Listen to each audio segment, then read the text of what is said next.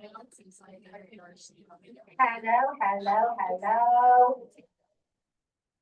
Welcome to the Hendricks County Democratic Party monthly meeting.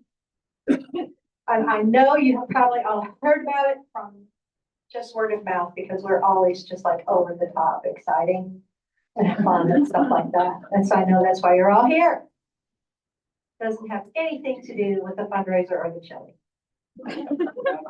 Well, except for Dave. Okay, so that was a call to order, that we're being called to order. And now we're gonna do the Pledge of Allegiance. Chris? Of the United States of America and to the republic for which it stands, one nation, under God, indivisible, with liberty and justice for all. Amen. Thank you. All right. So next thing on the agenda is the officer present, and I am the vice chair. My name is Chris Blair, and over here we have the chair of the party, Linda Lassiter. In the back we have Secretary Teresa here. What did I say? Oh, that's the treasurer. So yeah, and then Secretary Catherine Ransford. Thank you. Okay, so if you are a PC, please stand up, and I will ask you to introduce yourself and tell us what precinct you are. So I'll start over here with Ashton. Hi, I'm Ashton Mustard, and I'm Washington 25. I'm Sarah Blainbridge, and I'm Washington 14. Joy Phillips, Guilford 20. Catherine Ransford, Washington 26. John Mannon, Lincoln 18. Stan Oval, Washington 24. Okay. Mary Julie, Guilford 7. Virginia and Liberty. And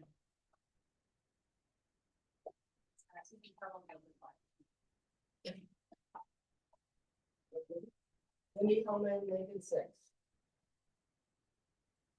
Yes. Ken Anderson, Liberty 3, which is by Hazelwood, for reference. Hazel, okay, all right, thank you. Oh, yeah. So, Colonel Brian, Liberty 5, Belleville.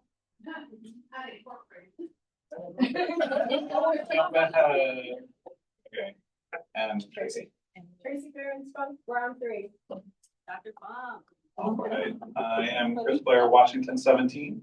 Linda Lassiter, Guilford 20, was 21. Okay. All right, if you are from Avon, make some noise. Yeah. Brownsburg. Yeah. Danville.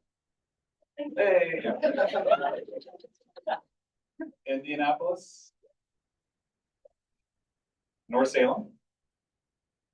Plainfield. Unincorporated town of Belleville. Unincorporated town of Hazelwood. Pittsburgh. I'll see, Amo, Clayton, Coatesville, Liston. So on Slack, I want to say one more thing. On Slack, we have town channels. Slack is an app we use to communicate with each other. And if you happen to need a ride, maybe to go vote or to get the meeting, then that's the way we can support each other as you get on Slack, and then you can communicate with people in your town or about all the committees that we do. So if you need any help with that, please see me. I'll be happy to get you assistance. There is also QR codes, which we'll be showing later. And with that, I'll turn it over to you. Thank you so much. So it's time for my favorite part of meetings. And so we are all here, and all the things we do and all the committees and all the things that we do ultimately for one goal. So I'm gonna ask you a question. You're gonna tell me the answer. What are we here for? Okay.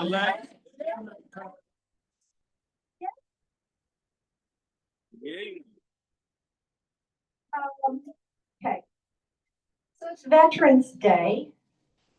We have some veterans here, don't we? I know we're missing a couple I expected. You're gonna need to stand up. I'm sorry, you're gonna need to stand up.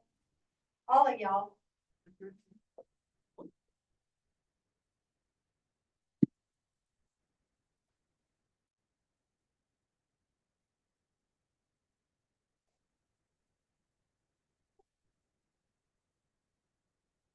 Yeah, Pam.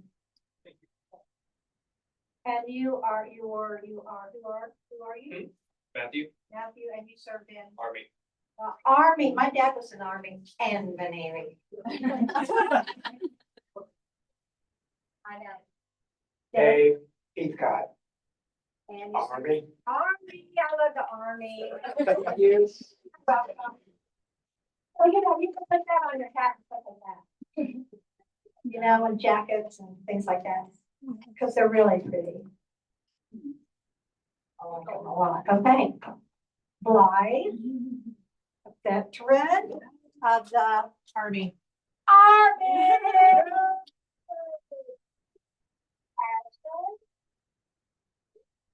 Air Force.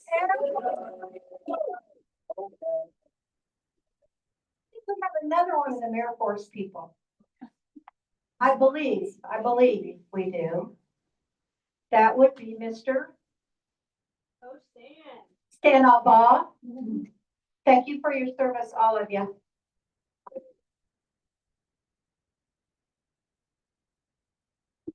All y'all, all the stuff you do. See, that's very cool. Look at this, everybody. See, let me check it.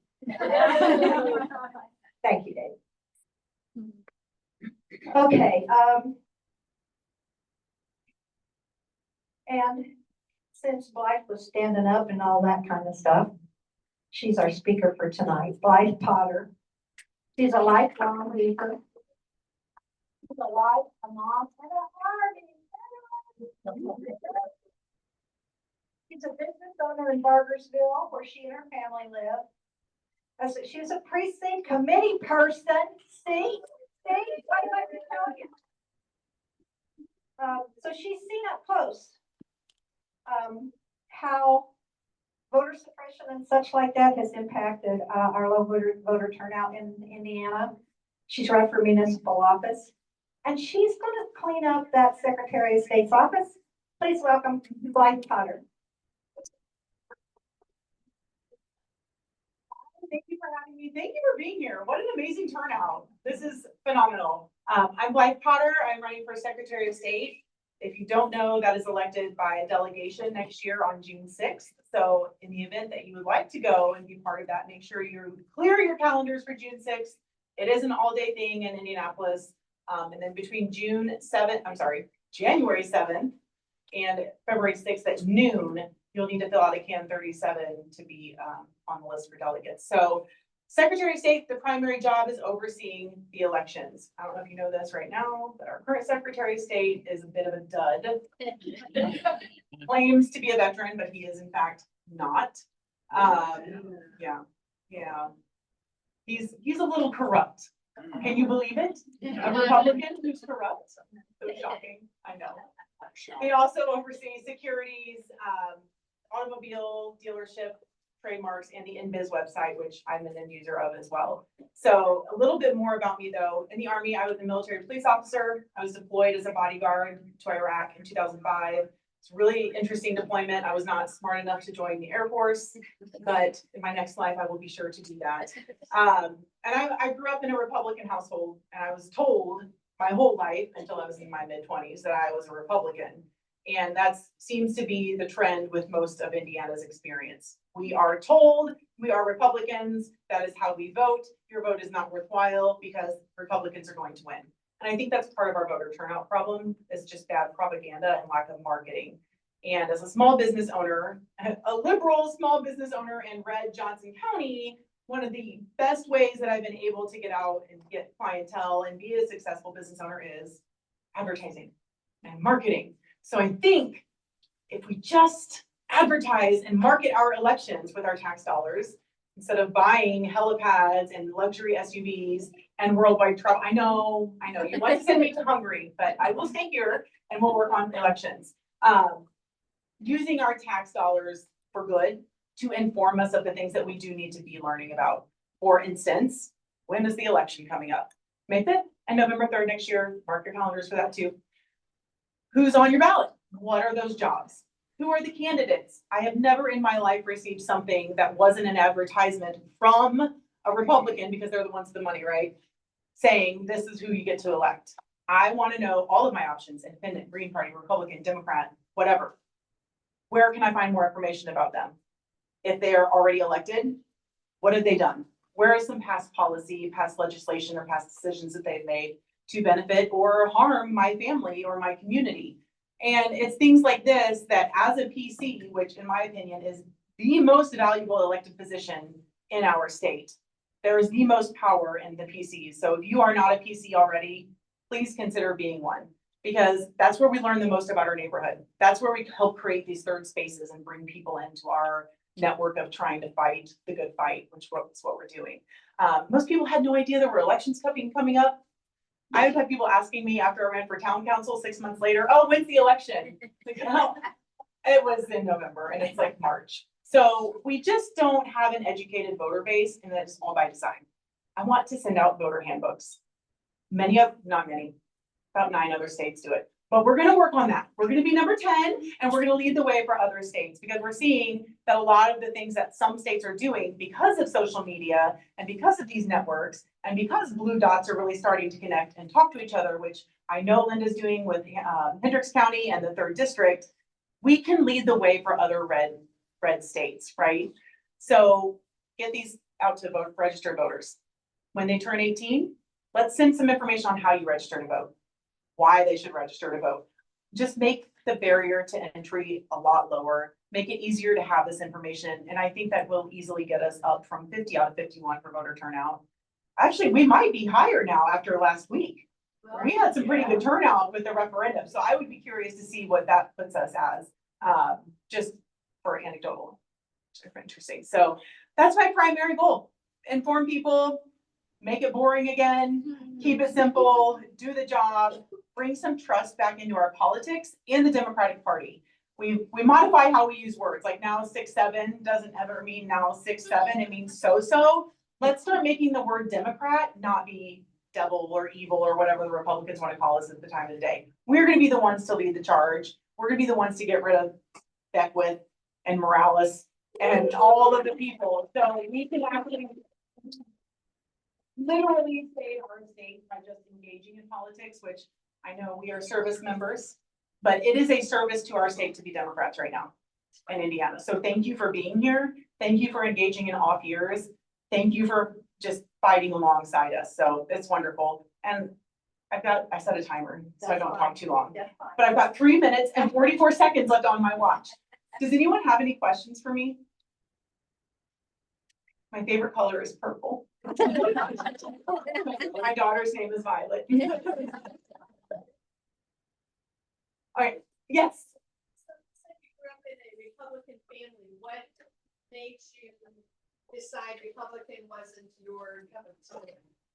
Oh, that is an excellent question. And it's kind of been a learning process. So when I got home from Iraq, this was in 2006, I had 90 days to find my own insurance.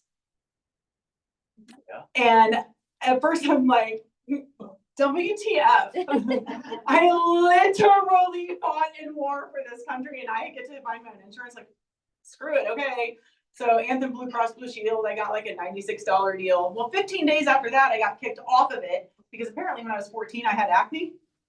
I was like, I do skin for a living. By the way, we had the prettiest people in the entire country in Iraq. I took a wax pot with me. We were loved. Your tax dollars picked me up in a Black Hawk from the Baghdad airport and took me to the embassy to wax someone's back.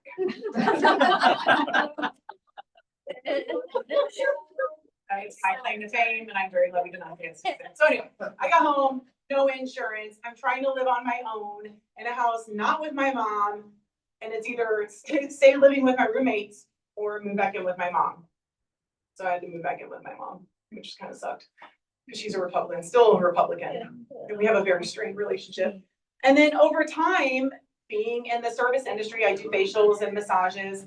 I'm hearing the same complaints that I'm thinking in my head, because you know, good Hoosiers, especially Hoosier women, we don't talk politics. We don't talk money and everything's fine. We don't talk about bad stuff. But people talk about the bad stuff in my treatment room because it's just the two of us and it's a safe space. And they know that I'm gonna keep that information private.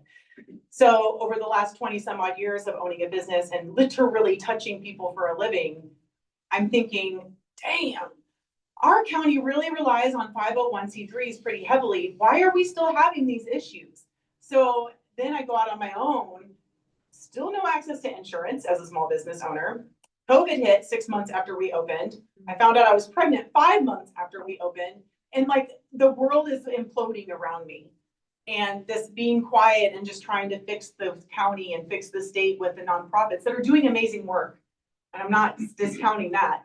But why are we relying on nonprofits if we could just freaking tax the rich and fix things, literally fix things, if everyone's paying their fair share?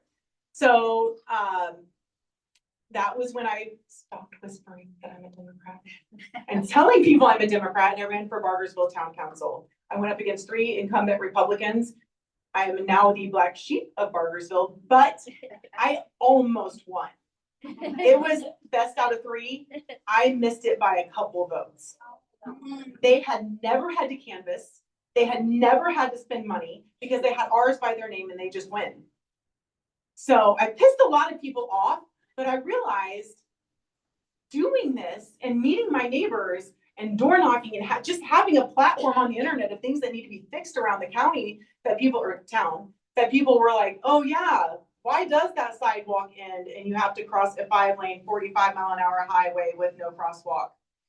Because they're dumb. They're not paying attention. They're not end users, right? I'm an end user of our politics. I've been a result of bad policy and bad legislation. And now that I have a young female, I almost died giving birth to her, and I was allowed to have abortions back then, 5 years ago. I can't raise her in this state. So it's either continue to complain about it and leave the country, or we stay and fight for it. And we're giving it 1 more year. So a little bit of a journey there.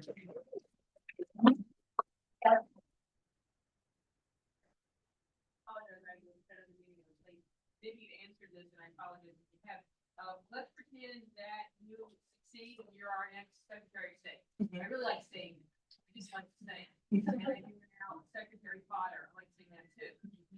And in return, what would you hope your greatest accomplishment would be? Increased voter turnout and bringing back some trust to politics. I know I have been a leader in an organization. I've been a leader in the military. I know my ethics and my values, and I still honor my oath very much, and I take it very seriously. And I think I can lead by example. And that is an excellent question, but a question I also get in conjunction with that a lot is, okay, you're elected, you're gonna walk in the state house with a bunch of Republicans. I've been around my whole life. I have been around toxic male Republicans my whole life. I've gone toe to toe with Jefferson Shreve and Micah Beckwith and all those yahoos. I'm not afraid of them. Diego's like really short too. So I think that would be really fun to have a debate with him. So excited. They do not intimidate me. And I'm very comfortable holding them and myself accountable for what happens with our state. I like that it's the overarching result you want to achieve. Any early first thoughts on 1 or 2 things that the Secretary of State could do? Obviously, that's a cheating question because here in Hendricks County, we're trying to figure out how to increase voter turnout right now for the election. Any thought or 2? Increasing it now. Yeah. We keep doing what we're doing, and that is part of my campaign too. So before I officially decided I was running for Secretary of State, I started noticing the last couple of years, and UPCs and former candidates probably noticed this too. There's this really cool ecosystem being formed on social media with blue dots and progressives. In Indiana, of all places, we're all over the place. And it's gotten really exciting, and I started a Discord server after November 6th, the day that we will never talk about, last year, of these Hoosiers that I've met online. Most of them I've never met in person until recently, traveling the state. So I've got like 400 or 500, mostly females, on this Discord server, and we're talking like, okay, how come the county parties aren't talking to each other? So I was like, okay, how do we connect Johnson and Shelby County? Because we're like, we can literally high five each other from our houses. Why aren't the counties connected? Okay, I'm gonna trouble the state. I'm gonna go to all 92 counties. I'm gonna start sharing the social media pages. That way we can start organically, in a free way, increasing our growth. Because if you like the Hendricks County page, it's going to tell all of your friends, hey, you like the Hendricks County Facebook page, would you like to follow them too? And you know, you can go to the Hendricks County Facebook page and not only follow them if you don't already, but there's 3 little dots. If you hit that, hit invite your friends, just invite all of them. You might lose a few friends, which I have done. And if you're friends with me on Facebook, sorry, I'm not sorry. I know I'm spamming you with them all the time. But I was trying, my intention was to help inform people going into next year. So right now, unfortunately, our hands are tied. We just have to keep having these conversations, keep showing up in third spaces, keep telling people, save the date for May 5th, save the date for November 3rd, be a precinct chair, be a delegate, don't forget to vote, maybe you should run for something, like all the things over and over, rinse and repeat for the next almost 11 and a half months. But after that, advertising. The Secretary of State and all government offices have social media, just like put it on there. Have a paid ad. There is an election coming up, billboards, literally anything. Yes. I'm a former government economist. Mhm. 40. So are you running for office too? No. I need an auditor to run with me. But I will say that, there was not a child that went through Green Castle High School who was not registered by the time they were received. That was because as a teacher, I could go to the county courthouse, get the registration form and register. Yeah. As long as the clerk knew about it. Mhm.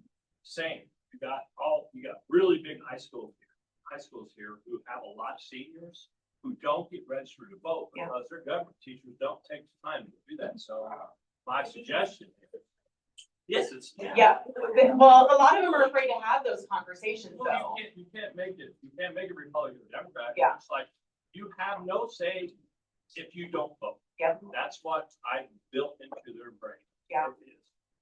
Register, Yeah. sign this. This is what you're doing. I'll turn it in. I collected them and turned it in. Yeah. Now, did I get them to vote? No, but they kind of had it in the back of their mind, which I mean, more did vote. Yeah. Now, Well- did it help me get elected? No, I lost. But, That's okay, but you ran, yeah, I did. right? You don't quit the track team if you lose one meet. Well, no, You but literally keep running. I became a baseball coach that Well, I feel like being a politician. But no, really, you've got you got all these high schools, you got 6, 4.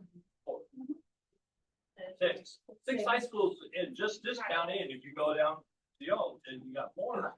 I'm not kidding you, you contact government teachers and just ask, are you registering your kids to vote? That's a great And they're idea. gonna say, are you a Democrat or Republican? Well, I'm nobody. I'm not You even don't sure. have to say who you are, you're Yeah. just saying they should, that's the only way, because really, there's no push by either party to register kids who were between the 18 and 22 years. Yeah. There's no push. I totally agree. And I want to increase that too, but also, so part of my platform is there's a Hoosier Hall Pass. So when you're 16 or 17 years old, you can get an excused absence from school to go work the polls. Which Yes. you can't get an excused absence if you're sick. It makes sense, but you can to work the polls. And I want to start promoting that program and how to be a poll worker in general. Because one, in this economy, people need money. And two, it is so essential. So I think if we can get our young people to be the end user of the polls, right? They know how it functions and what to expect when they're 18. So they're not just going in by themselves like, oh my God, do I need to take off my watch and my shoes? So I need to put my purse in, like, what is happening here? Because it can be a little overwhelming walking into a courthouse. You have to go through the metal detectors and like, it's kind of weird. So I want to use the office to promote that too. And by the way, tomorrow I'm going live with Jessica Bailey. She's the Porter County clerk. And she's going to do like a question and answer on how to be a poll worker. I don't know how to be a poll worker. So I'm gonna learn something too, but we'll save that recording and I'll make sure you get that too. And I do also, very last thing, I'll give you this. Feel free to reach out anytime with questions. My email address is on my card. But the link tree on my website and on my social media profiles, I've got a Google document with all 92 counties, all 9 congressional districts, and a few of the clubs and their social media pages. So if you ever find time, go to that and just start following them. Even if you don't, if you're never going to be in LaPorte County, totally fine. But following them, you don't know who in your contact list or your friends group or whatever, if you're already on social media, might be in LaPorte County. And I still get all of the time, there's a Democratic Party in Johnson County. There's Democrats there. Yeah. And we're kicking butt. So that is there too. And if I've missed anything on there, we can plug that in. So thank you for having me. Thank you for being here. Happy Veterans Day to those of you who are veterans. Thank you, Linda.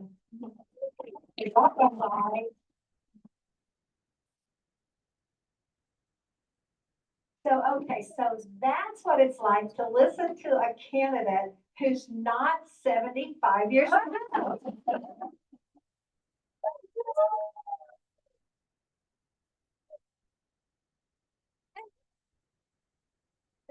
See, so that's just, I just thought that was, thank you so much, Blythe. That was great. Love hearing all of that stuff. Okay, so let's get down to the business, a few things we have to do. The minutes have been out there on the tables for a long time. I need a, what's it called? Motion. Oh, yeah, motion to approve the minutes. Meg, second? Dave, all in favor? Oh, that's not necessarily a bad thing. Okay. Motion's approved.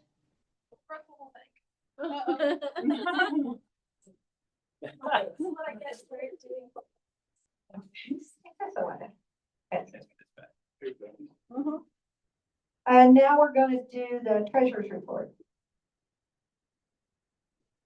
Where's she at? Where'd she go?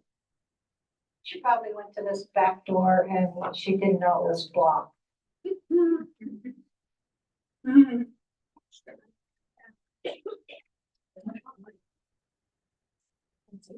Okay. Forget the treasurer's report. Let's talk to Tracy about the election board report.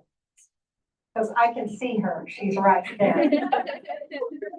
This is Tracy Barron's phone, who is the Democrat representative on the county election board. Hello, everyone. First, I'd like to ask if I raise your hand, who worked the polls on November 4th? Few of you. Thank you, thank you, thank you. And you know, in case you were living under a rock, the referendum passed. So you know, overall, the election went pretty well. There were a few hiccups that we expected, but in general, I think the process worked okay. We have a meeting on Friday at 1:30 at the Government Center to certify the results.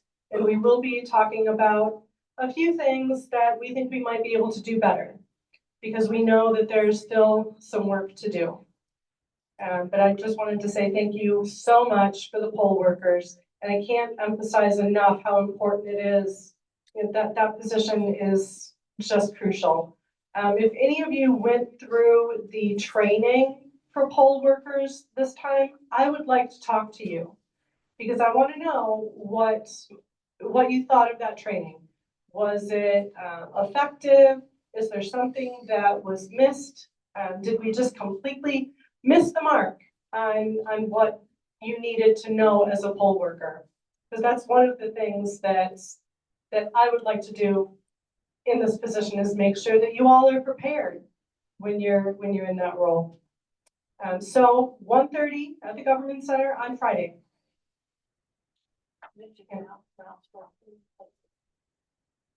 Oh, yes. Tiffany Stoner and Linda and I and our Boone County counterparts got together and talked about some things that we can work on together. And Tiffany was asking about polling places. And as you know, most of our polling places are in churches because they're what's available, right? They're big spaces, big parking lots. It's what we have. It's not by design, it's just what we have. But Brownsburg especially is a problem. We know that the fire territory has been an issue. The parking is terrible. It's just been really difficult to find a location there. Well, Tiffany drove Brownsburg and she sent us a whole big list of potential places that we can ask, will you come out and play? Will you let us borrow your space? So we're going to be asking some of those places. The election office has asked some of these places already. Places like Lucas Oil, the drag strip. They have space, but they haven't answered us. So we have been thinking out of the box, but it might just take a little bit more of a push to get some of those places to move on it. But she did send us a big list. I don't have it in front of me, so I don't remember which ones they are. But we do have some good ideas. So stay tuned for additional polling places in Brownsburg. And we did secure Made at Plainfield as a polling place. So there's lots of parking. It's a good space for it. So we're getting there. Thank you, Tracy. Teresia Shearer, calling Teresia Shearer. Treasurer's report, please, ma'am. For the next, I'll come back. I'm writing those numbers.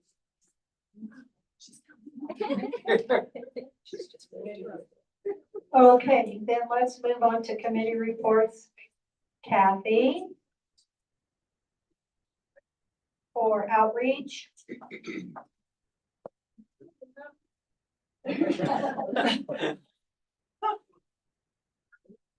Y'all who may not know, this is Kathy Davia.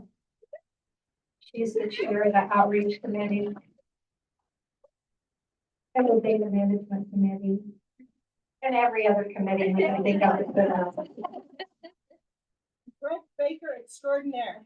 Oh, and I hate microphones. Way up close. Okay. First, I want to thank everyone that helped with the spectacular blood drive we did last month. We far exceeded expectations and we collected over 20 pints of blood. For a first time organization doing that, they were very excited for us. I also want to thank everyone that has come out and enjoyed chili tonight. And I want to especially thank the people that made the chili. Well, thank you. Just as a rough as our goal was, there are 3 schools that are not accounted for with, okay, let me start all over. There are 4 schools in Mill Creek, 2 elementaries, a middle school and a high school. One of the elementaries, there's an anonymous donor who covers the lunch debt. So that left a elementary, a middle, and a high school. They estimate they will have about a $1,500 lunch debt by the end of the first semester. So we thought, that's a stretch goal for us, but we'll try. And we thought about $500 per school. So if we get $500, we can cover the debt for the elementary. We get $1,000, we can cover the debt for the middle, and so on. As of tonight, with people that donated cash and the Act Blue, we are probably close or a little over $800.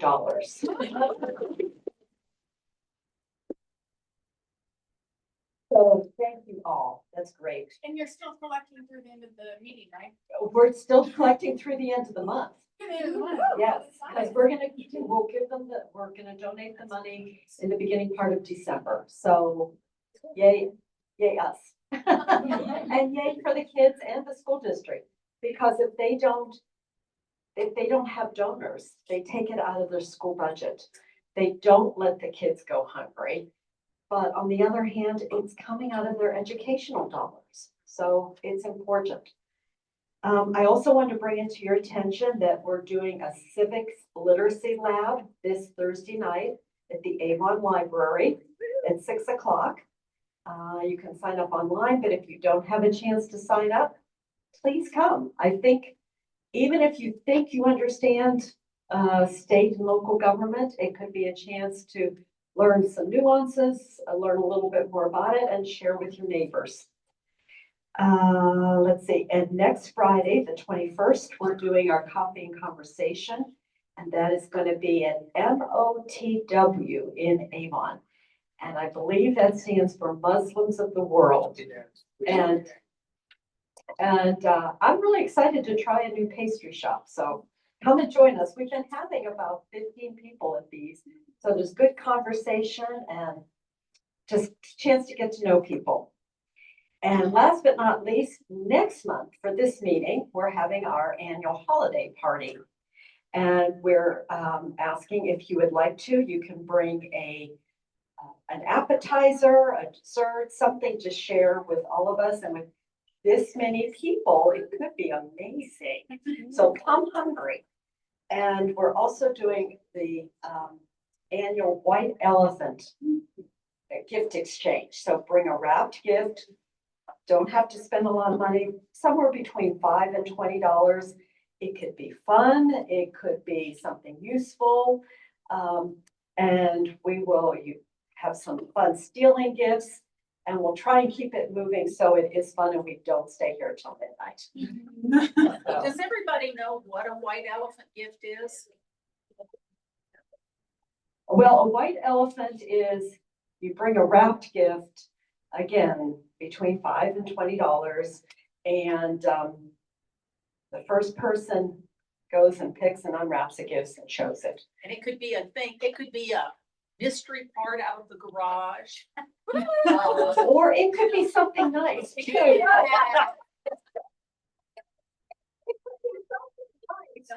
Wait, last year there was an actual ceramic white elephant that was given away.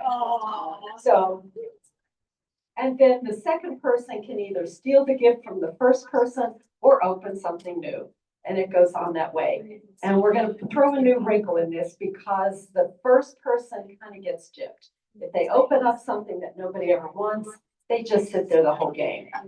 But this year, the first person gets to do the last steal. Oh. And then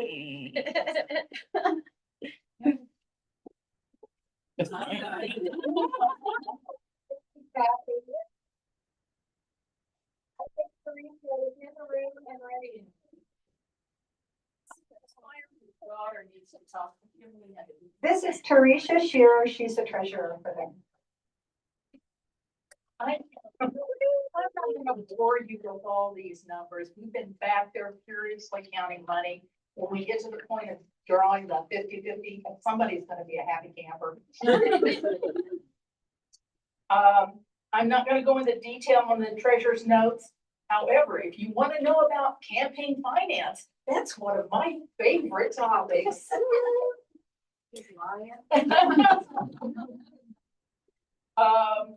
I always have with me at the back of the room a detailed spreadsheet of all the transactions that run up to those numbers. So if you want to know how come you're spending this amount of money on this topic, I can tell you, I can show you. So come back to the back of the room at the end of the meeting and we can go through it if we need to. I think that pretty much covers it.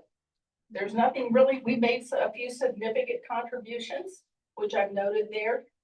Fourth district is how many counties? 16 counties that were part of the fourth district.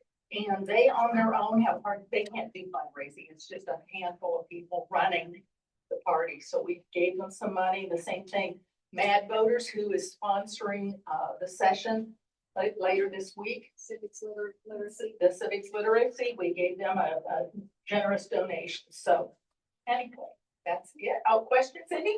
Yes, are all the other counties giving $1,000 to the fourth district? We don't know.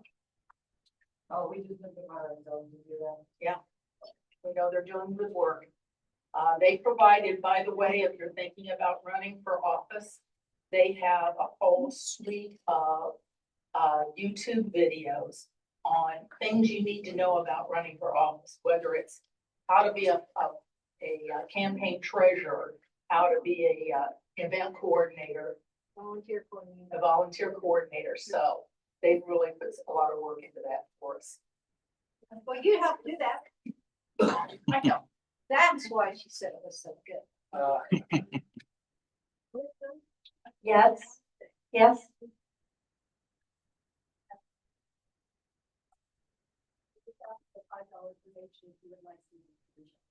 Leftover chili in take-home containers, $5 each.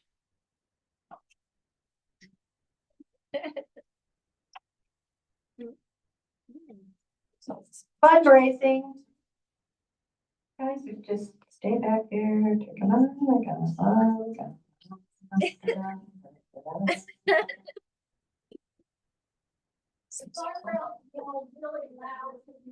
No, come up here.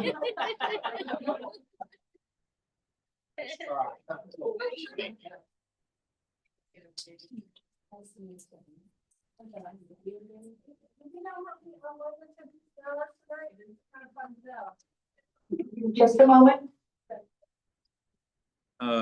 4. 4.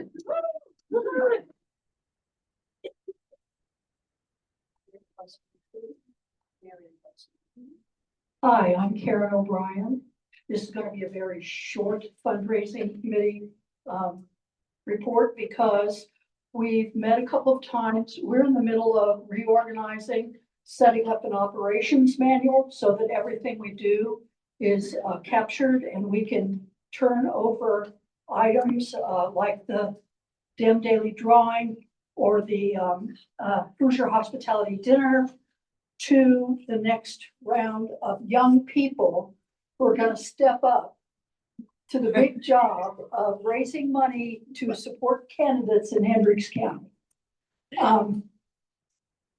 The final end of the year for us is submitting year-end reports to the Gaming Commission, to the Campaign Finance Commission, making sure everything is squared away for next year.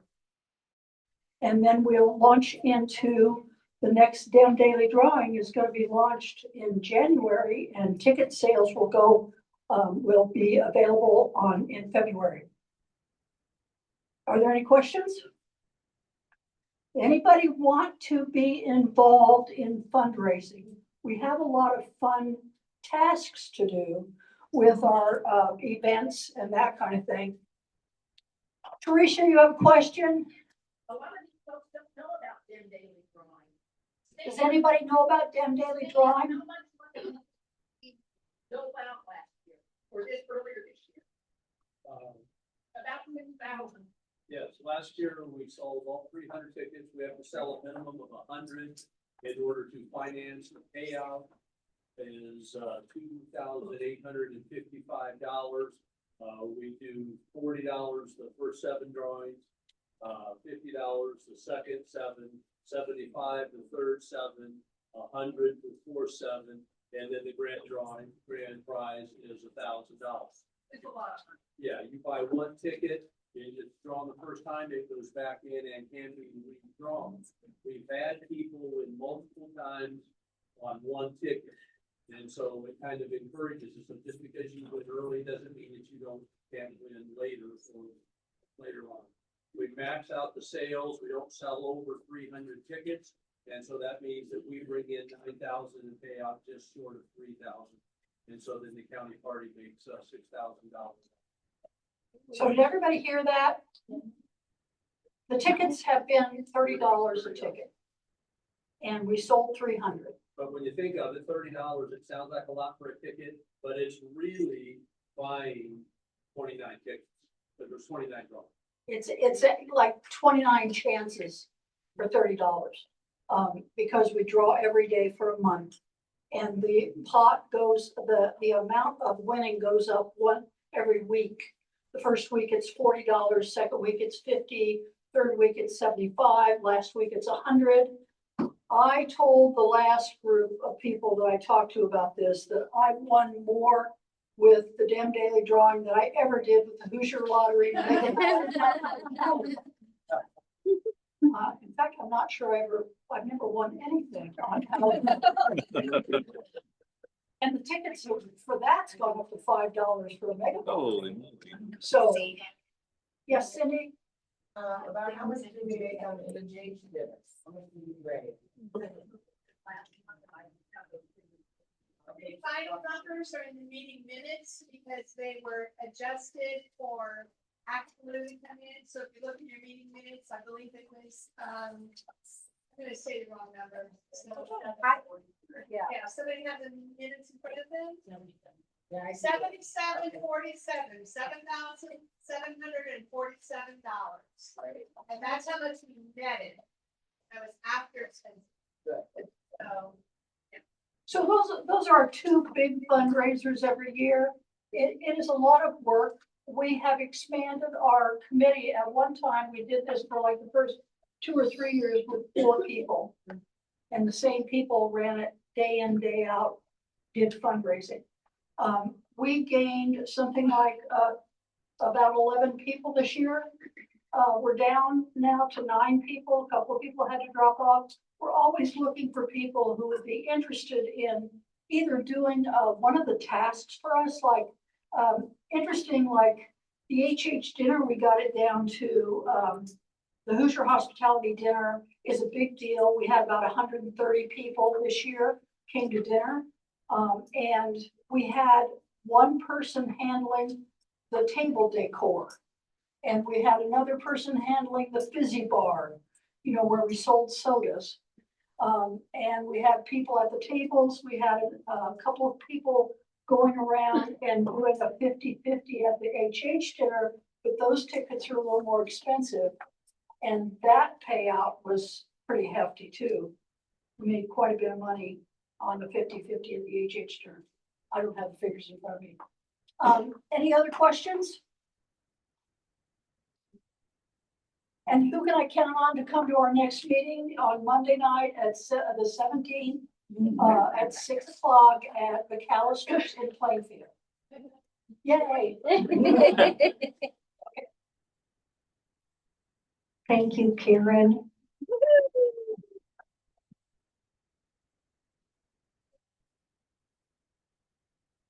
PC operations.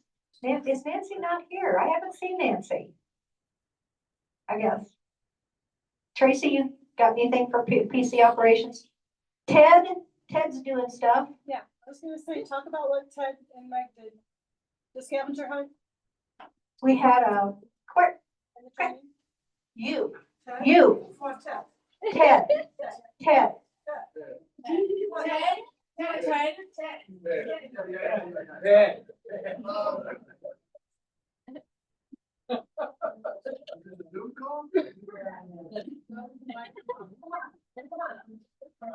I'm usually really loud. I don't use microphones typically, but it'll give it work. Okay, thank you so much for being such a cooperative and wonderful member. First time for everything. So I'm so excited about what you have to say to Ellen. Thank you, Linda. You're welcome. So first off, we had a meeting and with the precinct chairs.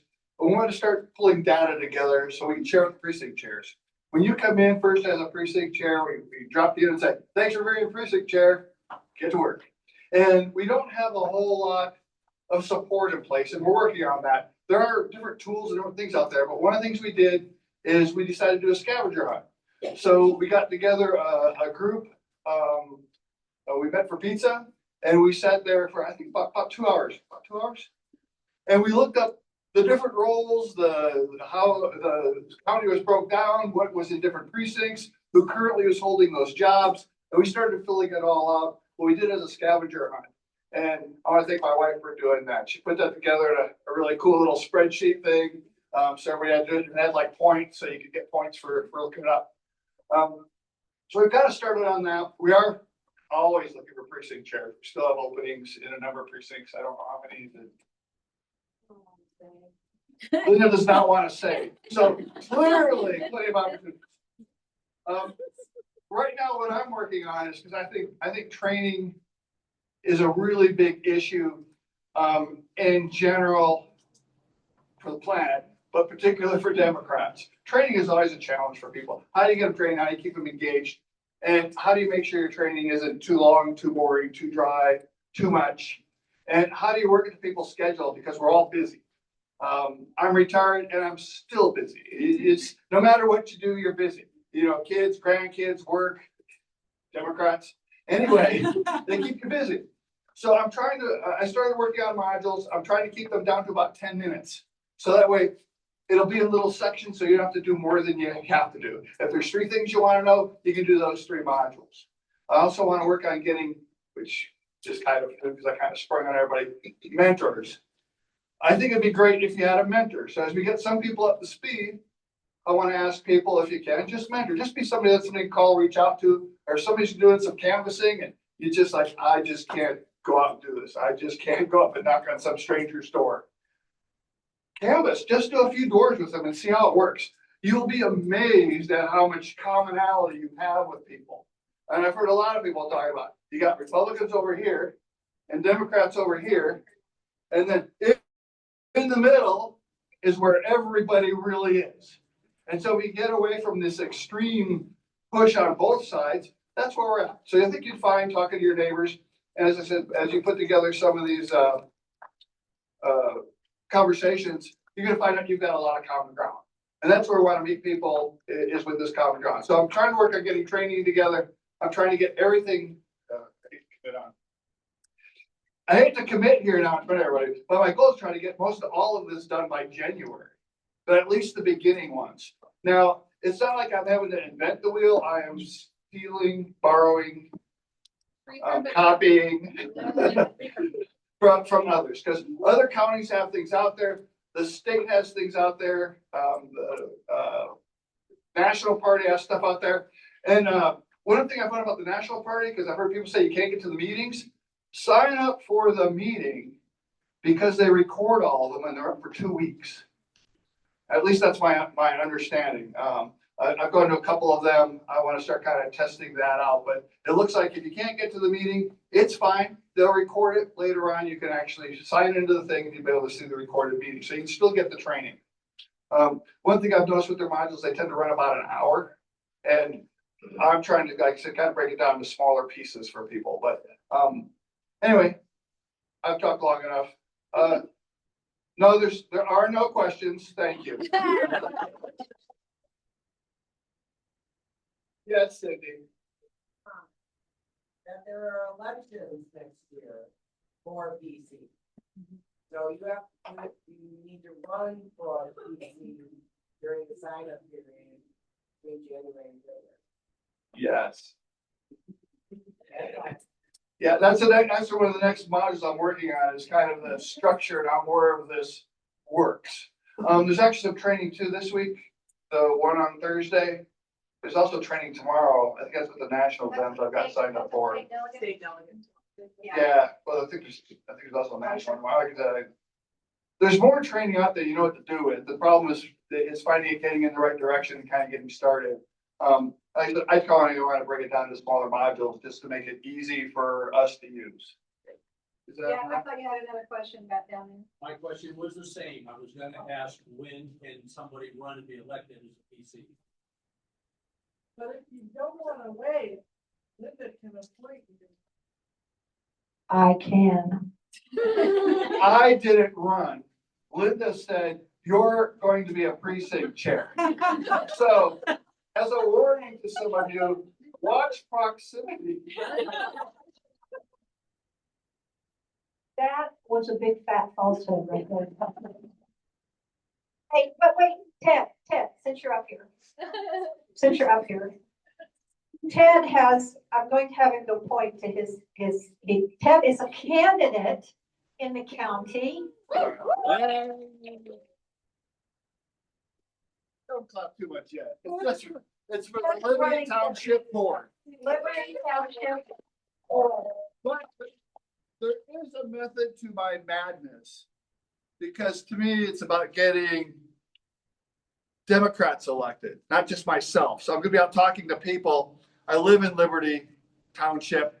It has 5 precincts. It's not a lot of people. And you gave me something really good today, as you're aware. She gave me some data I could kind of analyze. I can see where most of the voters are. So I know where to concentrate efforts, which PCs to work with, and put together a strategy to get out the vote in those particular areas. Thank you. I know yours is the big one. Yeah. So. Thank you. We really do appreciate it. I appreciate all of the work you're doing. No kidding, for real.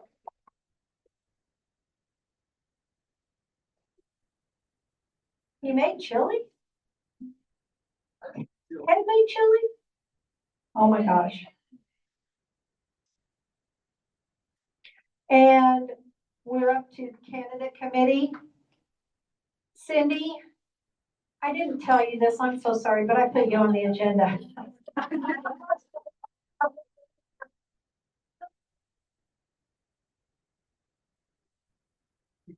Yeah, but me and Cindy are friends, Ted.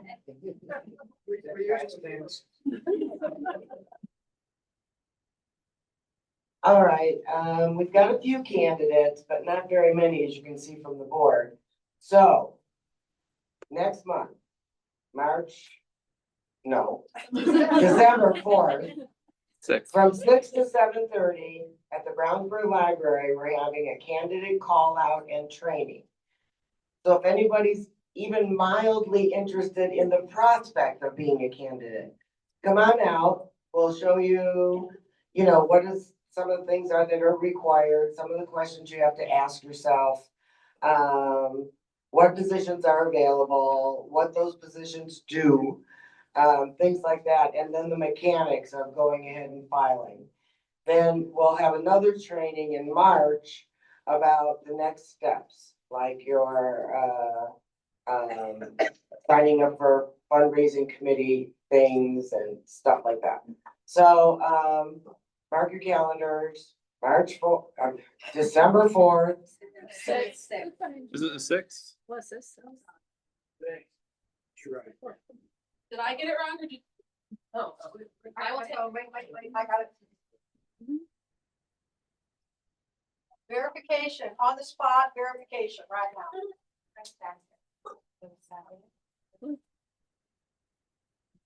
December 4th. December 4th. So it's December 4th from 6 to 7:30. We'll be there early to set up and we would like your help in breaking down at the end. We have to be out of the library by 8 o'clock. So, ask your friends. I mean, if you have friends that you think that are always talking about the sad state of things in Hendricks County, say, why don't you run for office? It's something that everybody can do. I've done it. I got elected. So, and we run twice, but I was prepared for that. So, just something to keep in mind. Okay? Thank you. It's not a question. Oh, question? Chad? I'm soul searching, because I'll be honest, it was hard for me to decide to run for office. But I don't want to leave a mess for my grandkids. And you can't complain about Republicans winning when that's the only one running for office. So you can sit and go, oh my gosh, it's all Republicans being elected. It's all Republicans running and 6 Democrats. You're not going to get a different result, even getting out to vote, unless you got people for them to vote for. Right. So just think about it. Just step out. Just do it.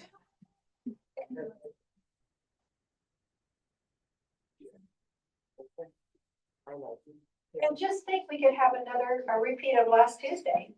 Woo! So there you go. Sweep them all out. Darcy.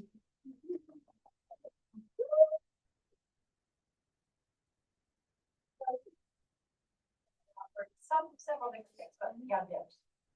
Young Dems mainly, but I'm gonna talk about communications first.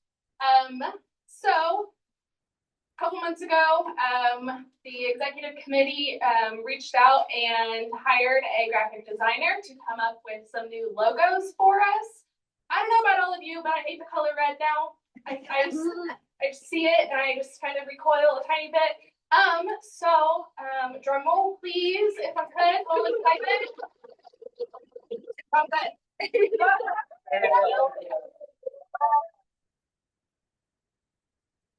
So you'll see our branding on all of our social media. You might have noticed today on our Veterans Day, we kind of snuck it on there. We're really excited about it. With that though, with new branding, this new opportunity for new stuff. So I'm in the process of getting our store updated.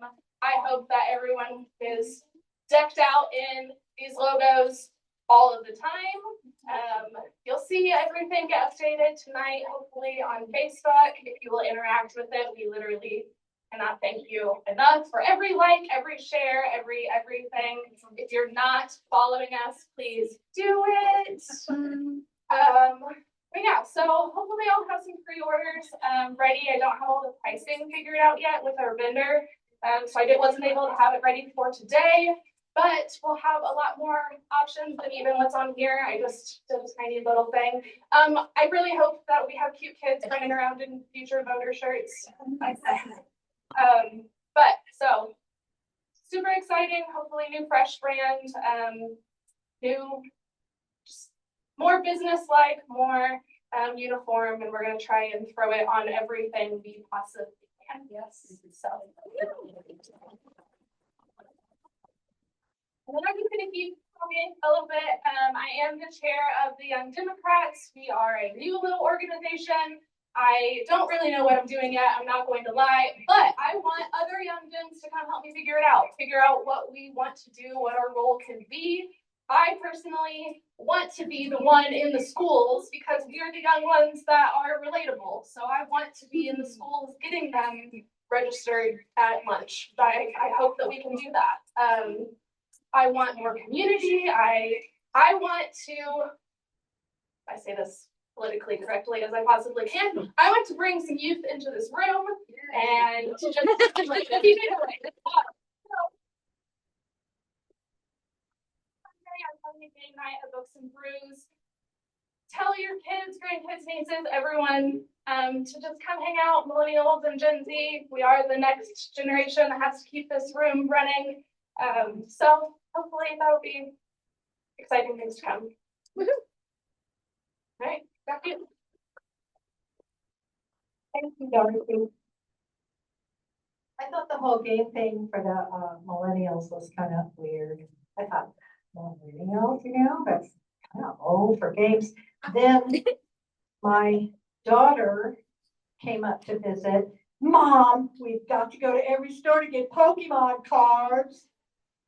And she's like, she's obsessed. She's, 39 years old and driving up the cost of Pokemon cards for little bitty kids that really need them.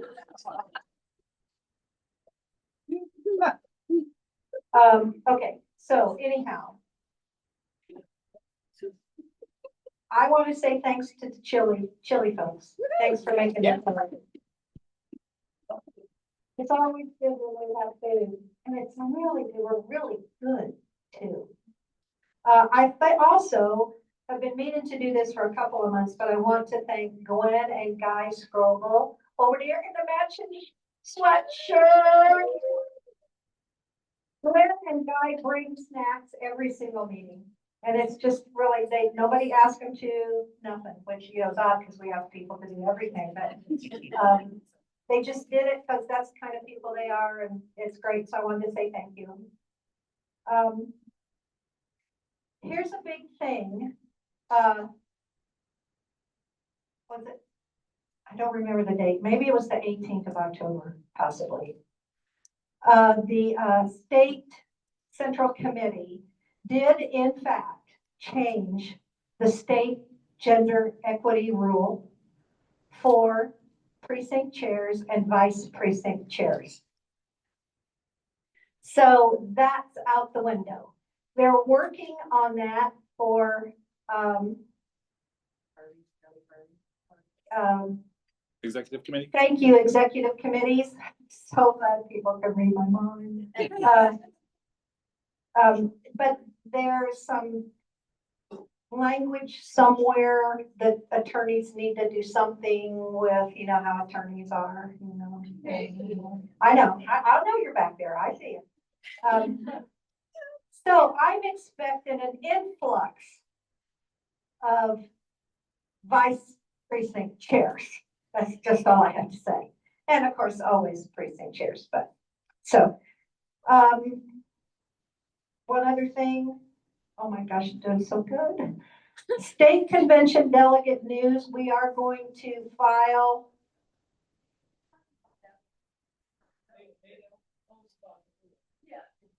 Okay, I'm sorry.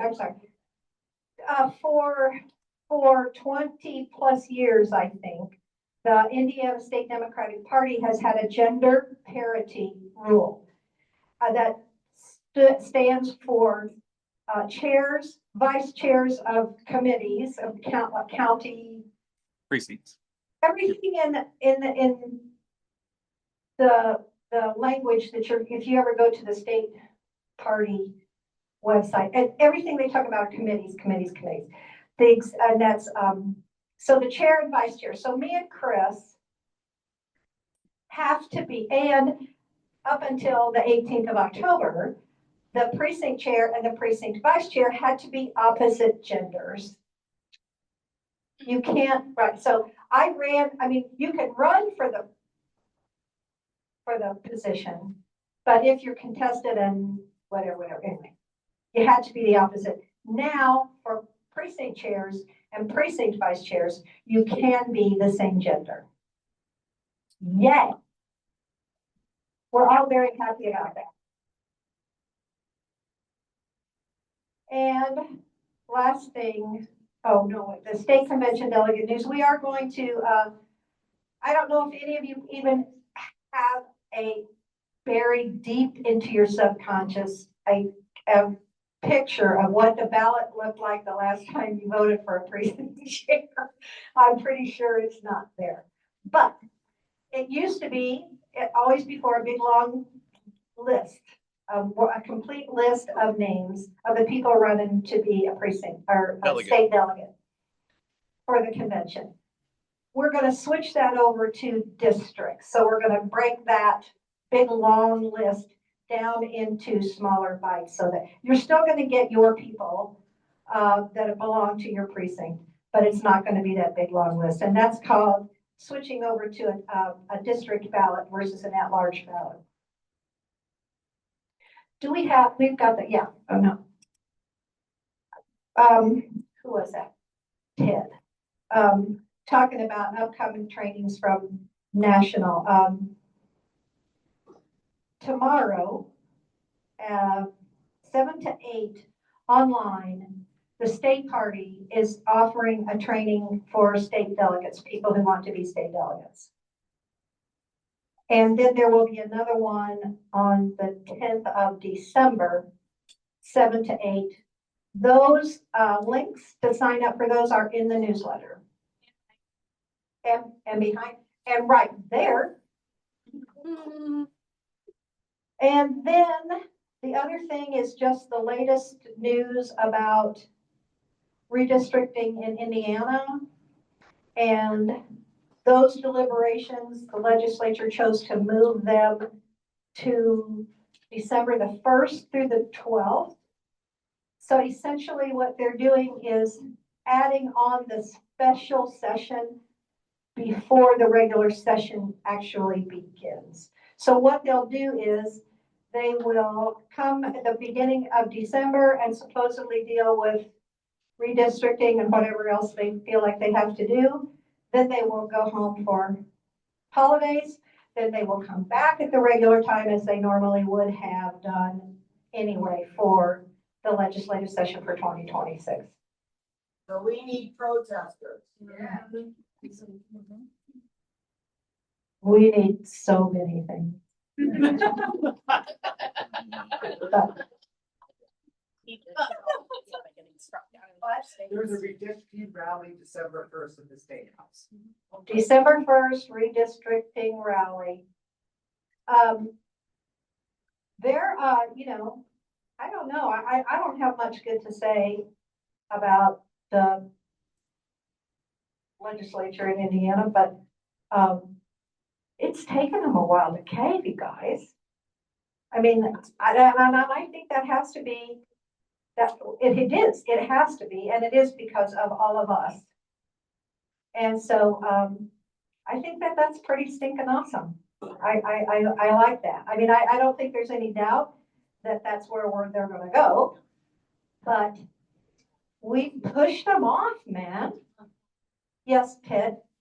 I don't know if it makes any difference, but like Pritzker in Illinois is saying if Illinois does it, they're gonna do like California. And then they're gonna do it and counter it, so they're gonna try to tell Indiana, if you do it, it's not gonna make any difference, because they're just gonna switch theirs out and they'll counter it and it's not gonna matter. And they said they're not gonna do it unless Indiana does. Okay, I don't know if that puts some pressure on the state to not bother. Not gonna yeah, get it. yeah. Yes, Karen?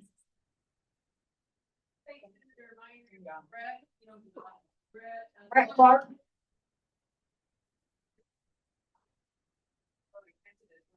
Yes. I called the office and.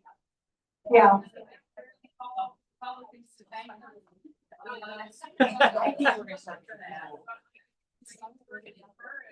You know, call the people that you're mad at and give them help, and then when somebody does something right, call them and thank them. Yeah. You know, they're getting calls from lots of other people, and I do know those offices keep hashtags on call or email. They do, they absolutely do, they have to do that. What man? Have it call, then please, I still think, I call once a week, and I just keep calling because it counts. I agree, Karen, I think we all need to continue to call, don't stop now. Yeah. Yes, Neil? One of the solid undecideds is Senate Majority Leader Robert Gray. So even if your elected official is undecided, this is an opportunity where you should still call someone who's not maybe your legislator, but still wants to hear from you, because he's concerned with the majority of the Senate. He's undecided, so keep pressure. Thank you. Catherine? And just to follow up on Karen and Neil, my understanding is that right now, most Republican legislators have not issued a statement for or against the redistricting.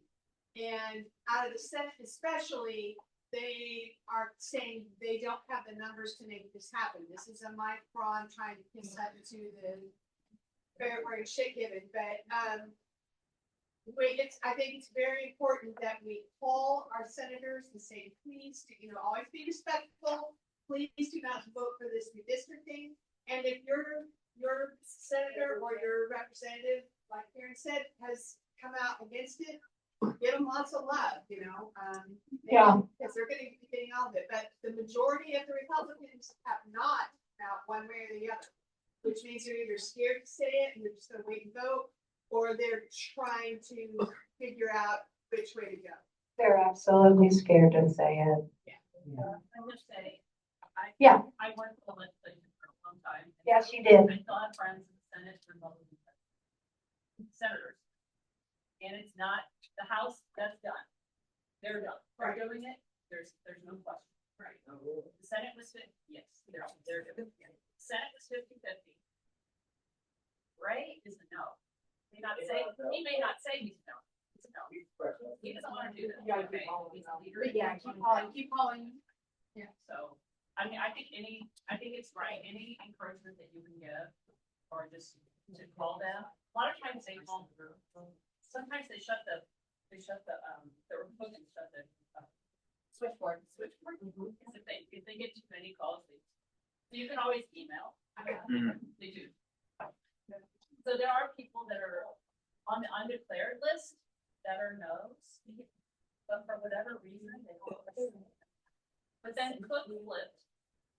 Senator Cook flipped, and he did the maps in 21. So he flipped, and I think they're gonna flip. They're gonna flip enough You really think so? I think so. Okay. Because I just don't think there's, I would love it if they, but I would love it. If it was, but absolutely not. No, I agree. I think it's good. And I think the rally would be great and It is working, yeah, that's right, well, that's why we're here, that's why they're waiting until December. Oh, it's not, well, I mean.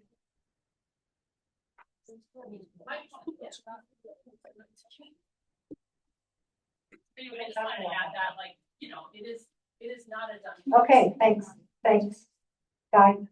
I've been doing a lot of calls too, and I think the house is that's Becky Cash is always solid though, which made me feel good. Right. I finally got a call back from our office yesterday. Yeah, Saying you can't give it no, but I keep throwing the words out, integrity, yeah, legacy, yeah, doing the right thing. And I just want to throw those words every time I call. I'm like, those words go in the right. work those words into the statement you're making, yeah. Yeah. Okay, let's pull the humongous payout for the 50-50 raffle and clean this thing up for the night.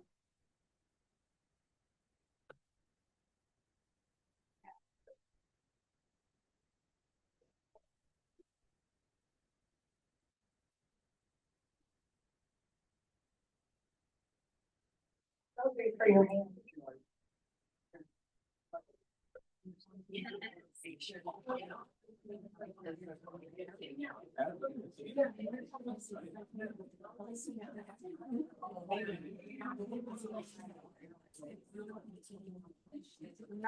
See this money?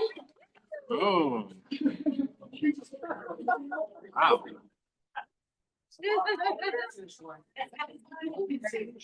$94, your share of the pot. I share the pot. Can't be mine because I'm not allowed to buy tickets. 1, 8, 8, 3, 7, 7. Oh.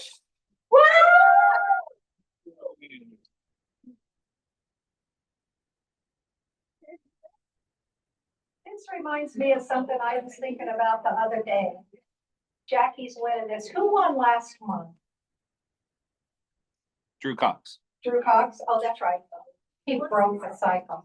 I would like for you all to know, those of you who buy raffle tickets, whether it be Dim Daily Draw raffle or this one, with preponderance of girls win these pots. Just so, you know, just putting that out there. So, don't forget, there's never been a male winner of the Dim Daily Draw. Seriously? Serious. 2 months ago. And he donated the pot. Yeah. Okay, can I have a motion to adjourn? Second?